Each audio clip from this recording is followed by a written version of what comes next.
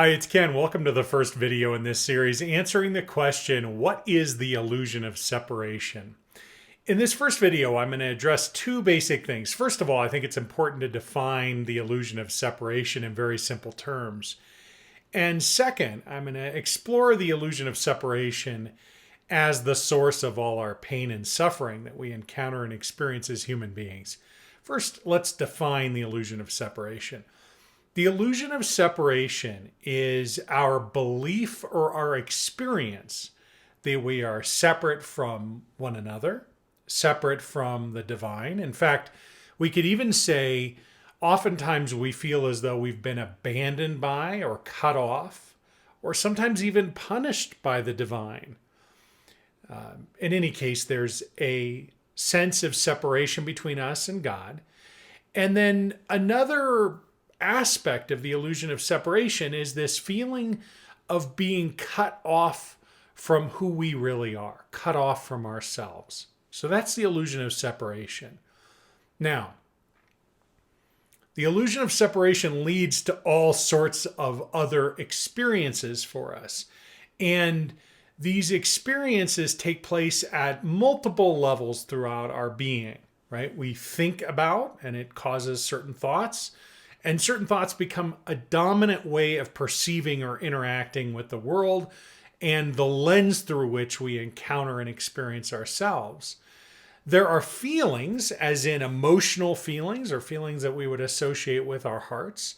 And then there's a way of being that is impacted by the illusion of separation as well. And I'm pointing down to my hips, even though you can't see them, in my way of thinking about the world. Thinking is in the mind, feeling is in the heart, and being is in the hips. So let's talk about the ways that the illusion of separation impacts thinking. And maybe I should set off the illusion of separation just at a slightly deeper level here for just a moment. There are other illusions that we're aware of. And just to be clear, an illusion is something that appears to be real, but that is not actually real. So the illusion of separation, that we're somehow separate from each other or the divine by whatever name, is not actually real. We are intimately, fundamentally connected to each other and the divine. And there are other illusions then as well that we're very familiar with. The illusion of time or the illusion of space or distance. And it's a bridge too far for me to go into them, but I want to make reference to them just so we can be thinking about some common illusions. I'm sure you've heard people refer to time as an illusion, maybe space as well. And there's wonderful research and scientific evidence and all sorts of writing on those two topics. How does it impact our thinking, the illusion of separation? First of all, one of the most basic ways that the illusion of separation impacts our thinking is that we have this experience of us versus them, right? Me versus everyone else, or us if we are all identifying ourselves as similar in some way, similar in our political beliefs or our gender or sexual orientation or the country that we originate from, or fill in the blank. There are all these different ways that we perceive one another to be different. And so when we're different, in all likelihood, there are some people who are similar, and then there are some people who are different, us and them. Another artifact of the illusion of separation is those things that appear to be good and those things that appear to be bad, right? If we are fundamentally cut off from the divine, and if we're oriented in this way, if we're trying to please the divine or secure the divine, naturally, one way of describing the experience we're having of the world at large, or even ourselves, is that these things over here are good and these things over here are bad. Or this part of me is good and this part of me is bad. A very natural byproduct of the illusion of separation.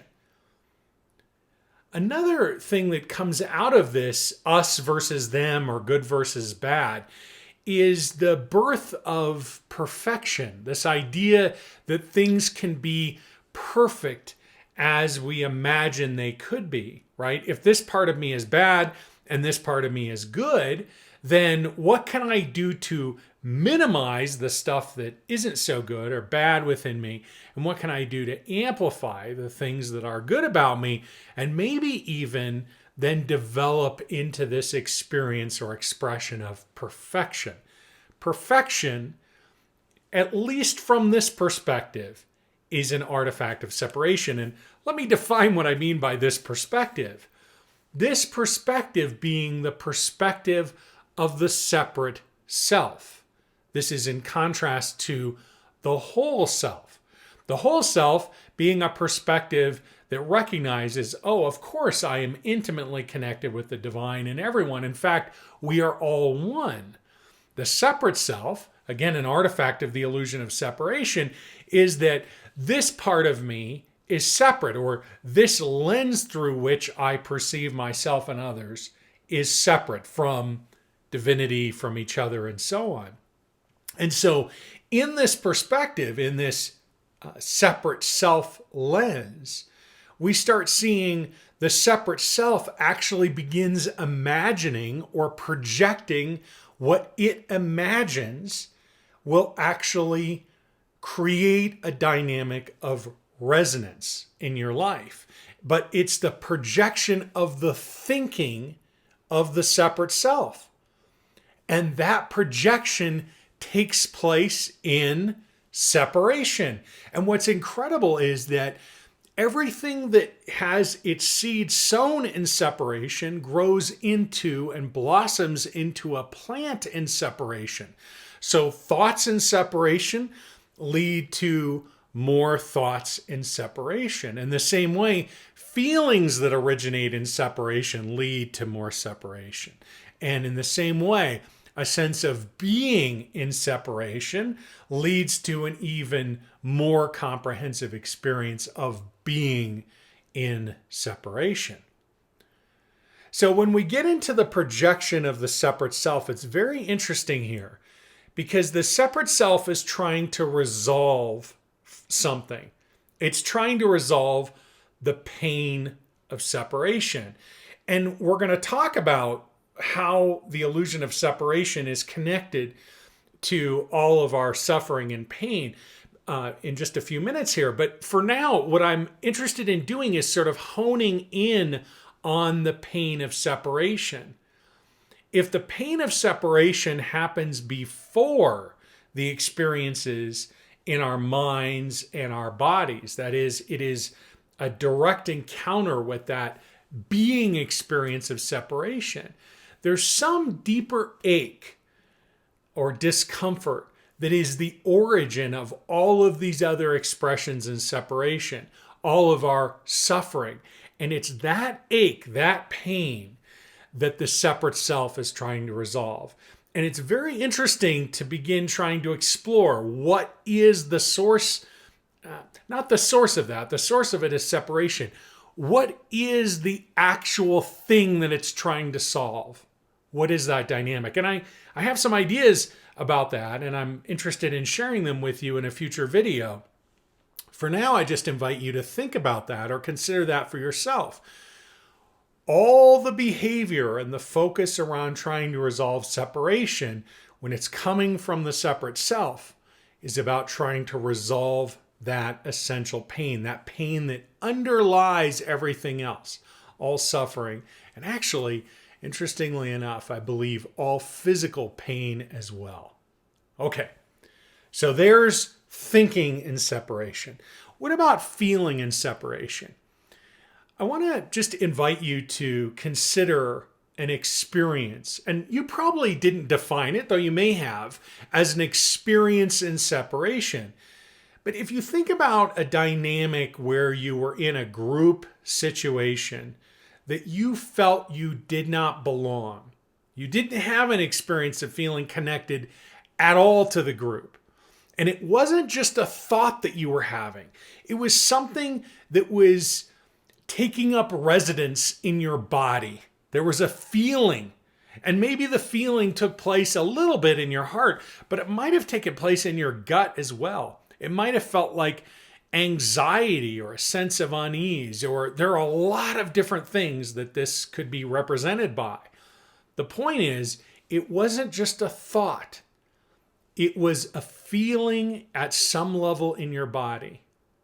And now, just to draw contrast with that, let's think about a feeling not in separation or a feeling in greater connection. What's an example of that?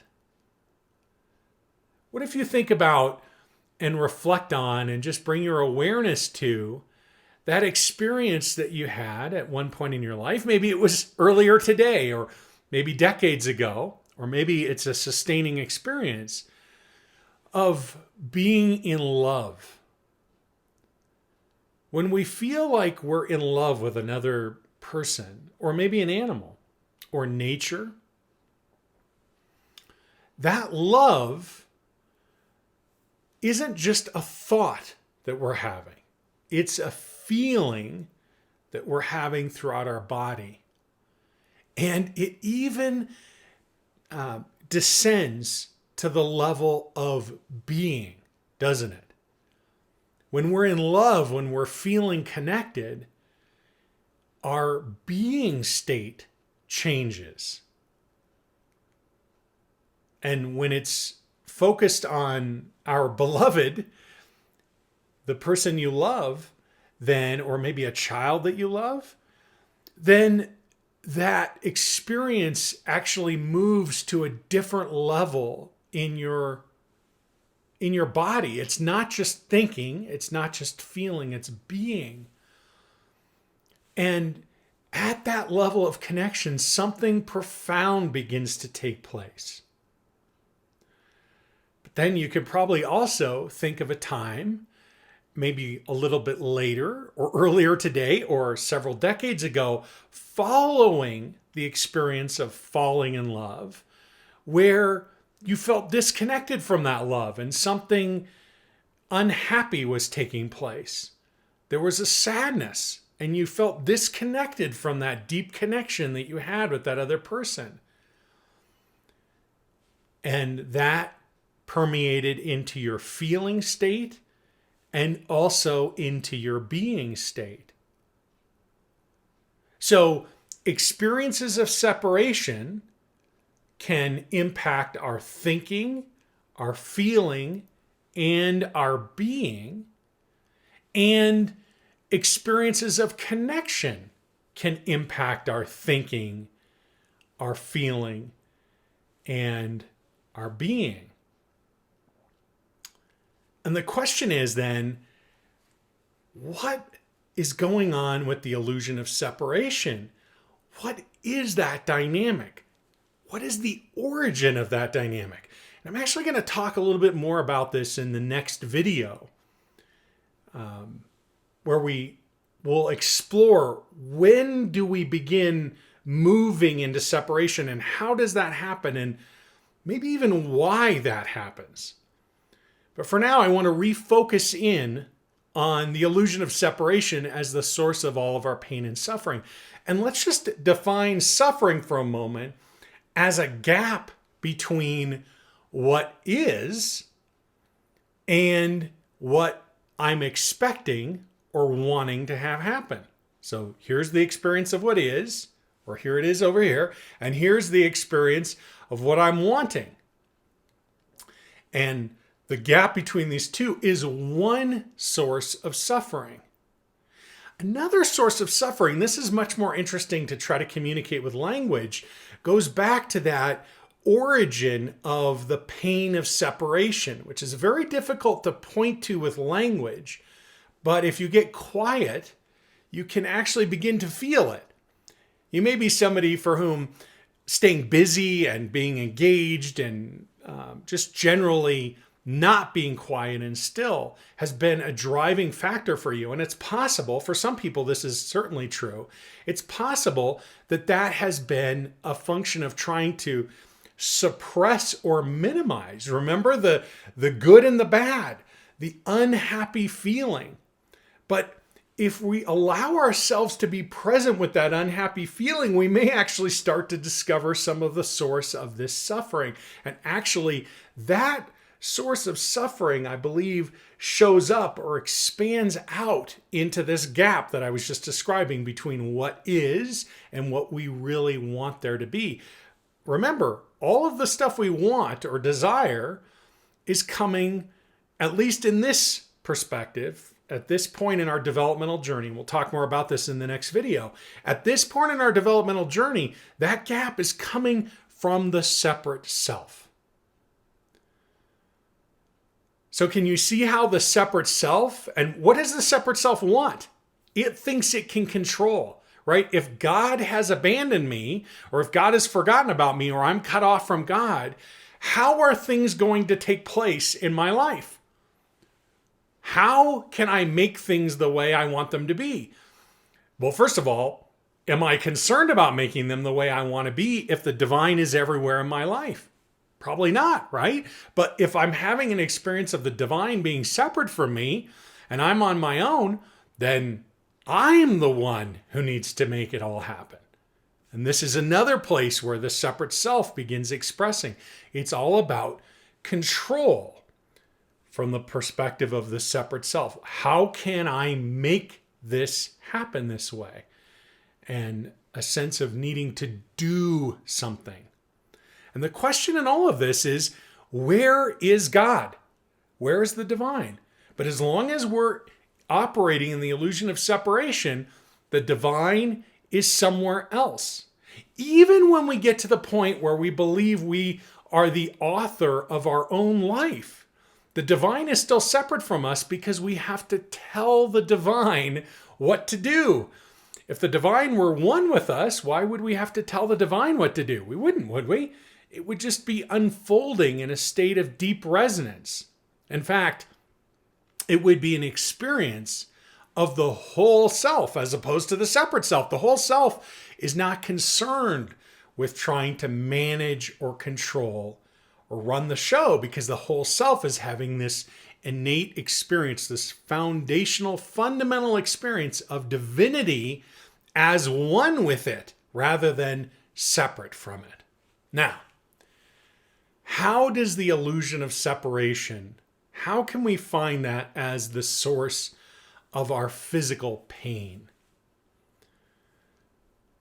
We started to explore this a little bit when I asked you to think about an experience where you felt you didn't belong and you had, if you were able to recall that in your body, you had this physical sensation of unease or discomfort or something like that. That's just beginning to open the door.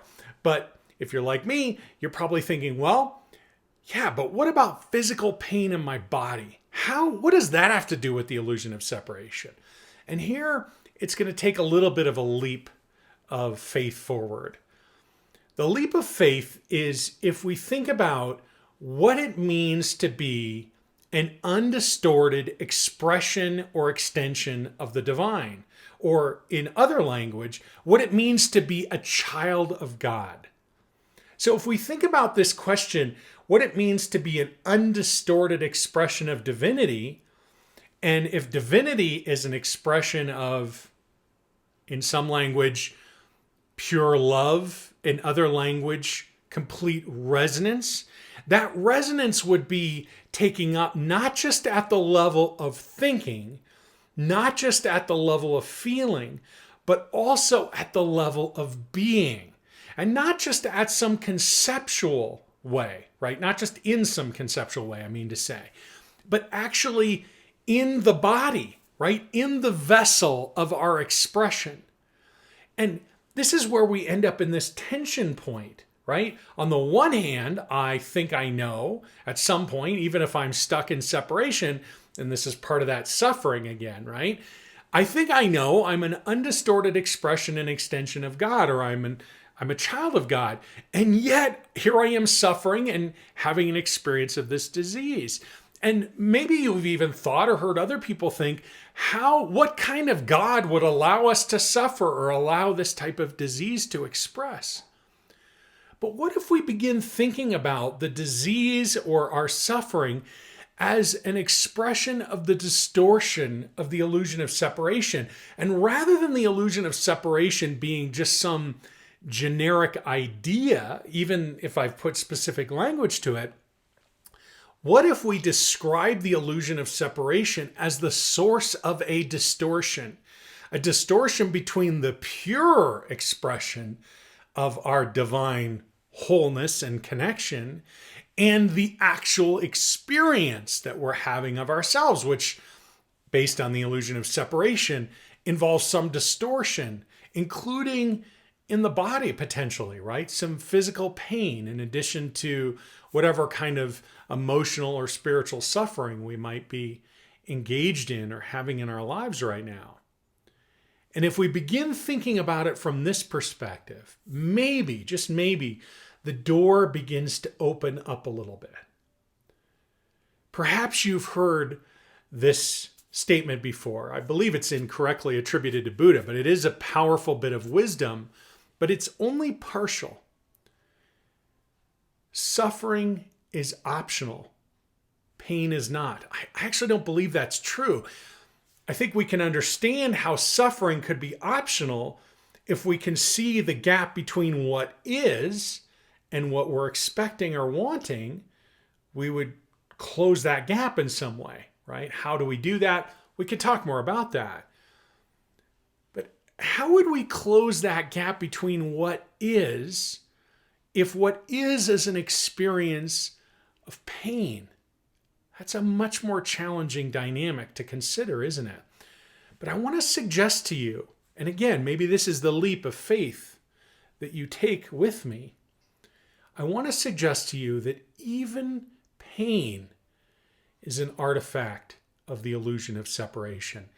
Anything other than the complete, undistorted expression of our divine wholeness is an artifact of the illusion of separation.